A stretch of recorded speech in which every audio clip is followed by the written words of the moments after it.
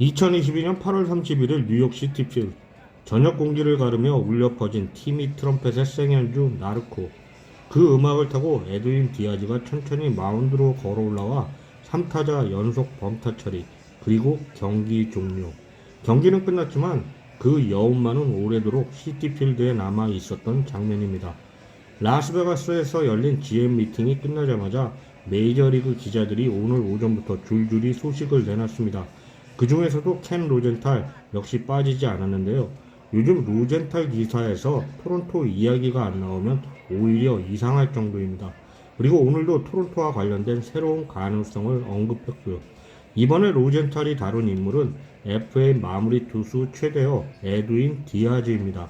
디아즈는 2023년 매출와 5년 1억 200만 달러, 당시 불펜 투수 기준 역대급 계약을 맺었는데요.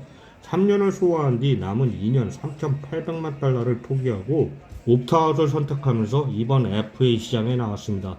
말 그대로 한 번 더 크게 먹어보겠다는 결단이죠. 로젠탈은 매츠가 디아즈를 이룰 수 있는 가장 난처한 국면으로 들어섰다고 분석했습니다. 디아즈는 이번이 사실상 마지막일 수 있는 대형 계약 기회라고 보고 시장에 나온 거고요. 그리고 여기서 언급된 팀 중 하나가 바로 토론토 블루제이스입니다. 올해 월드 시리즈에서 느꼈던 아쉬움을 털어내기 위해 그리고 자금력까지 갖춘 팀이라는 점에서 디아즈와 연결될 가능성이 있다고 짚은 겁니다. 과연 토론토가 이번 오프시즌에서 진짜로 빅 무브를 준비하고 있는 걸까요? 디아즈 영입 전 점점 흥미진진해지고 있습니다. 자, 이어서 로젠탈 기사에 나온 다른 포인트도 살펴보겠습니다. 먼저 매츠 쪽 이야기인데요. 매츠의 사장 데이비스턴은 디아즈가 빠져나간다 해도 크게 흔들리지 않을 거라고 하면서 디아즈를 붙잡지 못하면 그 자리를 대신할 다른 마무리를 찾으면 된다는 입장입니다. 즉 매츠도 잃으면 잃는 대로 플랜 B로 간다는 분위기죠.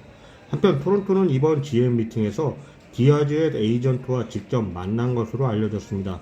사실 FA 에이전트와 만나는 건 이 시기에 흔한 일이기 때문에 이게 곧바로 의미 있는 신호라고 할 수는 없습니다. 그런데도 로젠탈은 이 내용을 기사에 따로 언급했는데요. 결국 로젠탈이 강조한 핵심은 이겁니다. 토론토가 신인 드래프트 지명권이나 페이롤 걱정에 크게 얽매이지 않고 하이 레버리지 불펜과 선발 투수를 동시에 적극적으로 노리고 있다. 물론 변수는 여전히 존재합니다. 매츠의 구단주 스티브 코엔은 마음만 먹으면 누구든 다시 데려올 수 있는 체크북 파워를 갖고 있죠. 그래서 디아즈의 최종 행선지는 여전히 예측하기 어렵습니다. 그리고 디아즈 본인이 매치로 돌아갈 확률은 50대 50이라고 이야기도 했는데 이건 사실 협상력을 조금이라도 더 끌어올리려는 전략일 수도 있어서 너무 신경 쓸 필요는 없다고 생각합니다. 또 로젠탈은 이런 말도 덧붙였는데요. 만약 토론토가 선발 투수 시장에 전력으로 올인하게 된다면 디아즈보다는 한 단계 아래급인 데빈 윌리엄스나 로베르토 수아레스 같은 다른 투수 쪽으로 방향을 틀 가능성도 있다고요. 로젠탈 기사 자체에 큰 무게를 둘 필요는 없지만 지금 여러 MLB 인사이더들이 공통적으로 이야기하는 건 하나입니다. 이번 GM 미팅 분위기만 보면 토론토가 이번 오프 시즌에서 상당히 큰 지출을 할 것 같다는 느낌을 모두가 받고 있다는 것입니다.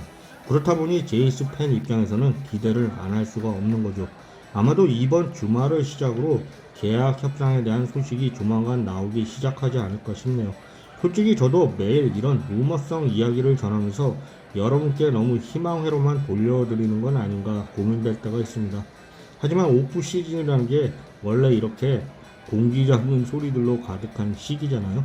그 점을 이해하고 영상을 봐주시면 정말 감사하겠습니다. 저도 최대한 현실적이고 확인된 정보를 중심으로 여러분께 도움이 되는 영상을 만들도록 하겠습니다.